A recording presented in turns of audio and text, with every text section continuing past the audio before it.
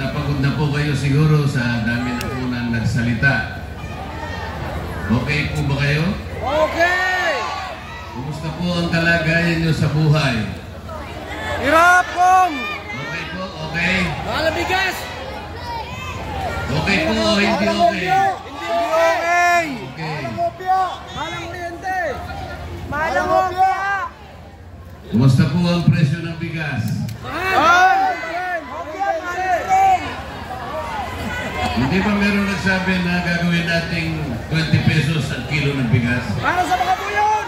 Inaabag! Para sa mga Hindi ba sinabi yun? Sinabi! Nangyari? Nangyari! Sabi sa ayos daw isang araw! Kumusta po yung presyo ng gamot? Mahal pa rin! Mura? Mahal! Bawal na gamot, mura! Napakamahal po ng pangunahing bilihin ngayon. Ako si Sara Lubel. Lalo na po ang pagkain. Totoo o hindi? Totoo! Hindi na po kayang abutin ng kinikita po ng ating karaniwang manggagawa. Masyado na pong mataas ang presyo ng bilihin, samantalang ang kinikita po ay talagang halos hindi na umabot. Tama o hindi? Kumusta po ang presyo ng kuryente dito sa Quezon City? Ano po? Hindi po ba ninyo alam na nakalagay po sa batas na ginawa ng Kongreso kung ano ang pangunahing layunin ng batas sa kuryente? Alam nyo po ba? Baka hindi po nyo alam. Itong batas na ginawa ng Kongreso 24 na taon nang nakararaan, nakasulat po letra por letra, idulot ninyo ang serbisyo ng kuryente sa lahat ng Pilipino sa abot kayang halaga. Yun po ang nakasulat. Bakit po baligtad ang nangyari? Ngayon po, ang singil ng kuryente ang pinakamataas na po sa buong Asya. Kaya po lalong humirap ang ating buhay. Wala na pong gustong mamuhunan dito. Wala nang gustong magtayo ng negosyo, ng pabrika. Kapag sana naging murang kuryente, lahat po ay magninegosyo dito. Dadami, makakalikha tayo ng maraming trabaho, dagdag kita po sa mga Pilipino. Ito po ang dapat na mangyari. Kaya po ang ginagawa ngayon ng mga kandidato, puwera po ang PDP laban, nagbibigay po ng ayuda, hindi ba? Alam po ba ninyo kung ilang klase ang ayuda na binibigay ngayon? Baka hindi po nyo alam. 5 klase ang ayuda. Merong 4-piece, merong MAIP, merong AIDS, merong tupad, merong ano pa? Yakap. Kayo po ba ay nabibigyan lahat? Hindi! Taas ang kamay ang hindi nabibigyan. Ang dami! Ang dami oh! Bakit napakarami naman yung hindi nabibigyan? Binulsa! Binakaw! Oh, binakaw nila! Dapat po kasi ang nabibigyan ng ayuda hindi bababa sa 27 million na mahirap na Pilipino. Alam niyo ba yun? Sa bulsa! Hindi dapat bumaba sa 27 million na mahirap na Pilipino ang dapat makinabang sa mga ayuda. Alam niyo kung magkano lahat yun pag sinuma natin? 194 billion pesos. O ibig sabihin, ang daming nagtaas ng kamay. Hindi pala lahat nabibigyan. Palagi ko, pinipili lang ang nabibigyan. Yung kakilala, yung kaalyado. Yung mga leaders politiko. Ibig nyo sabihin, wala man sa inyo. Ay, saan napupunta po yun? 194 billion. Binulsa! Yung iba po, halimbawa yung AIX, 3,000 pesos yun. Dapat pagka binigay sa inyo, 3,000, hindi 1,000, hindi 500 pesos. Saan napupunta ngayon yung 194 billion pesos? Tama kayo. Nakukurap po yung pera ng bayan. Eh sabi ko nga, nag-uusap-usap po kami magkakasama sa PDP Laban. Ang sabi ko sa kanila, pag nanalo tayong lahat, ganito ang gagawin natin. Kailangan walang lamangan, lahat mabibigyan. Kung 27 million na mahirap na Pilipino, dapat ibigay lahat doon. Tama o hindi? O ganito po ang gagawin namin. Pumayag lahat po yung kasama ko eh. Kapag yung hindi namin kasama ay hindi pumayag, di makipagdebate sila sa amin. Kung may maganda silang ideya, okay lang. Ngayon, kung wala silang mas magandang maisip, ay pumayag sila sa amin. Ganito po ang gusto natin gawin. Para lang lahat mabigyan, lahat po ng kumukonsumo ng kuryente, 2,000 pababa, ililibre po natin lahat yan. Pwede po natin gawin yun sapagkat kapag nilibre natin ang lahat ng kumukonsumo ng kuryente, 2,000 pababa, ang bilang ng ating mabibiyayaan, 27 million na mahirap na Pilipino. O eh, wala pang korupsyon doon. Bakit? Eh, dire-diretso nga sa inyo eh.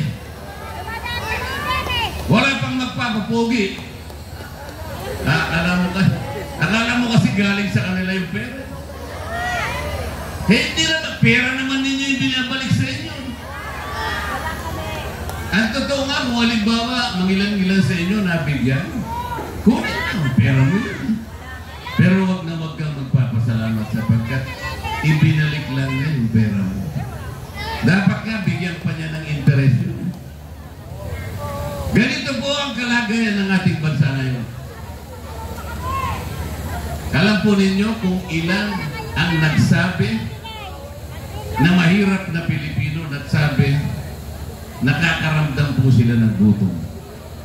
Sa ngayon, base sa survey, 27% ang nagsabi. Napakahirap po, napakataas na porsyento po. Sino sa inyo ang papayag? Makikita nyo yung anak ninyo gustong kumain, walang makain. Papayag ba kayo? Matatanggap nyo ba yun? Kaya nyo bang isipin nyo? Baka maiyak ka na lang. Pero sinabi ng 27 million, 27%. Ilan po yun? Halos 37 million na Pilipino yun, pag kinuwenta mo. Ang totoo niyan, kahit 1% lang ang magsasabing nagugutom siya. At hindi makakain, pero gusto niya kumain. Maawa ka din doon. Pero bakit hindi ginagawa ng paraan ito? Bakit hindi ito ang unahin? Bakit ang inuuna ang pamumulitika sa ating bansa? Tingnan po ninyo ang ginawa nila. In-impeach nila ang Vice President. Isipin po ninyo. Kayo po ba gusto ninyong matanggal ang Vice President? Ang hina na sagot parang iba eh. Gusto nyo bang matanggal ang Vice President? Talagang hindi dapat matanggal ang Vice President. Alam nyo kung bakit? Wala naman siyang kasalanan. Wala siyang kasalanan.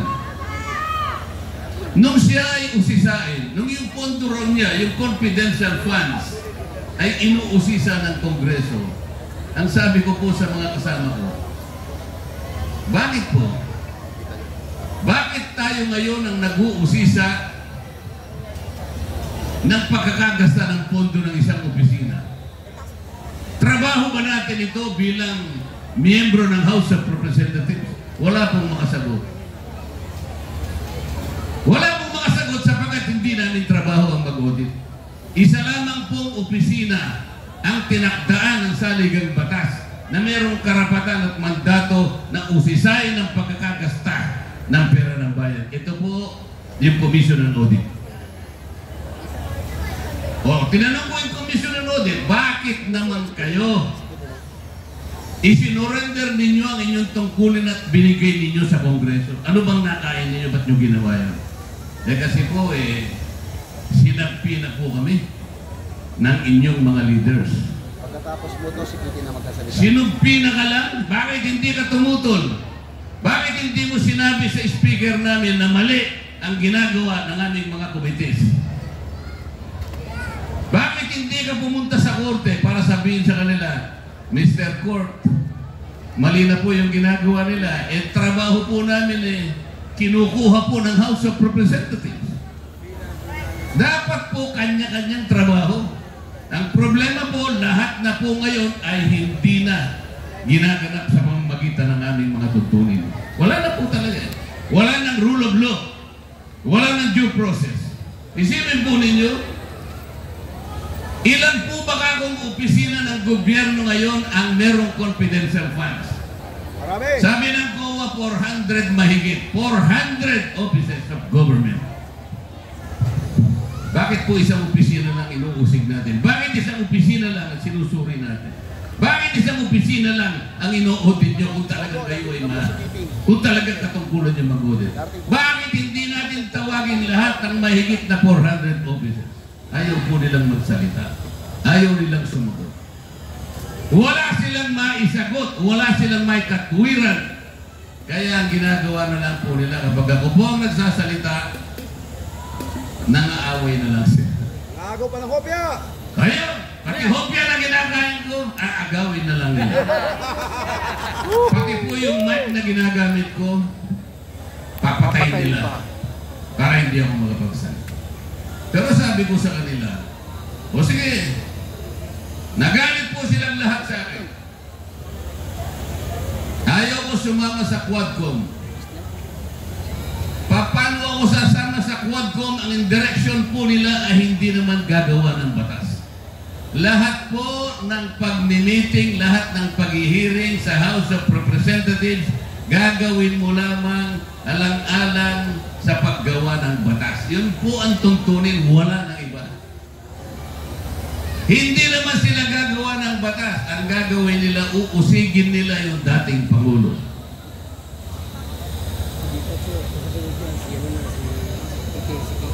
O sabi ko sa kanila, anong gagawin yung batas?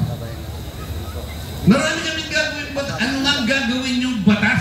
Tinawag nyo lahat ang mga tao na kalaban ng dating Pangulo para usigin ninyo siya, para i-prosecute nyo, para i-persecute ninyo. Ito po nangyari September 2024. Wala kayong gagawing batas. Ang gagawin ninyo, uusigin ninyo ang dating Pangulo. Sinabi ko rin po sa kanila, September 2024, hindi kayo gagawa ng batas sa inyong ginagawang pagsusuri ng confidential funds. You will only impeach the Vice President. Nangyari po lahat ang sinasabi ko. Dalawang klase lamang po ang grupo ng kandidatong mga senador na haharap sa inyo sa ayon sa gusto. Ang kampo ng PDP laban at ang kampo ng walang laban. Nakakaintindihan po tayo? Dalawang klase lamang po. Ang mga kasapi sa PDP laban at yung kasapi sa walang laban. Yes! Boy nga, Les. Yung kasapi sa walang laban, ang gusto nila matanggal ang Vice President. Si Miss Katie Duterte. Iboboto nyo ba sila? Hindi! Yung kasapi sa walang laban, ang gusto nila manatili ng nakakulong ang Pangulong Duterte. Gusto nyo ba yun? Yung kasabi sa walang laban, hindi nila titingnan kung anong gagawin sa kabuhayan ng ating bansa. Iboboto nyo ba yun? Ang PDP laban lamang po ang gagawa ng maraming bagay para ituwid ang maraming mali na nangyayari sa ating bansa. Ang PDP laban lamang po ang pipigil para hindi matanggal ang Vice President. Ang PDP laban lamang po ang gagawa ng kaparaanan para makabalik sa lalong madaling panahon ang dating Pangulo ng Republika ng Pilipinas. Yes! Ano ngayon ang pipiliin ninyo? Yung walang laban o PDP laban? May laban! PDP laban! Pero kailangan magkaintindihan. Sunod na po si Miss Katie Duterte. Ha? Pinapatapos lang po si Congressman Senator Tony Marcoleta. Parang salitang sabungero. Gamitin ko na po yun. Magandang gabi po sa lahat. Sa lahat po ng mga hindi pa nakakapag-like, mag-like na po. Sabong sapagkat hindi po. Gusto kaibigan. Pero mayroong isang mabuting katangian ng sabongero, kaya ko lamang po sinasabi sa inyo. Meron siyang ugali na dapat ito ang taglayin ng isang kandidato na gustong magsilbi sa inyo. Merong isang salita. Pag sinabi niyang 20 pesos per kilo, dapat ginagawa eh. Pag sinabi nilang, magtatayo ako ng pabahay, 1 million na pabahay sa loob ng isang taon. May nangyari ba? Wala! Nagtayo ako kanya ng 5,000 na flood control para hindi na bumaha ang Pilipinas. Nasaan ang flood control? Bumaha ang Metro Manila. Bumaha ang Batangas. Bumaha ang Laguna. Bumaha ang buong Bicol region. Nasaan ang 5,000 flood control? Ang sabongero po walang salitaan. Ang sabongero po walang kontrata. Ang sabongero po, senyasan lang sila. Tama o hindi? Kahit magkakalayo sila, kagaya nito, gaganon lang po yung sabongero. Gaganon. Gaganon. Hindi mo na senyas sa sabungan, pero senyas lang nagkakaintindihan sila. Senyas lang, hindi tatalikod sa pinag-usapan. Senyas pala. Pero dito, batas na nga hindi natutupad. Nakasulat na nga sa batas, hindi pa natutupad. Kaya po ngayon, ang pakiusap ko sa inyo, salitaan na parang sabongero. Kailangan po manalo ang PDP laban sa kadahilanan na aking inilahad sa inyo ngayong gabi. Umaasa po ba kami na inyong tatangkiligin ang PDP laban? Yes! Para po makabalik kami sa lugar na ito. Babalik kami sa lugar na ito. Ngunit sana po, pagbabalik namin, lahat kami na nagsalita ngayon, ganap na senador na ng ating bansa. Duterte! Salamat po sa inyong lahat. Duterte! Wala kaming may babayad sa inyo, wala kaming dalang ayuda. Uutangin muna namin sa inyo. Yun! Babayaran namin sa inyo ng tapat na paglilingkod.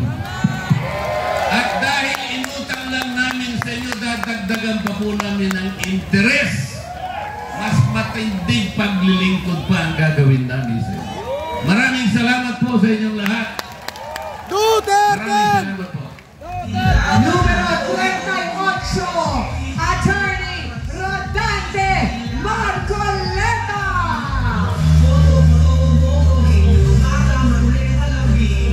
Quezon City, iba magpasabog ang rally ni Bong Suntay.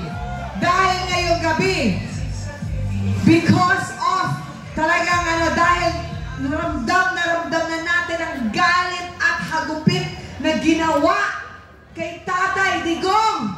Nandito po ngayon ang mag-inang si Hanilet Arancenia at si Veronica Kitty Duterte.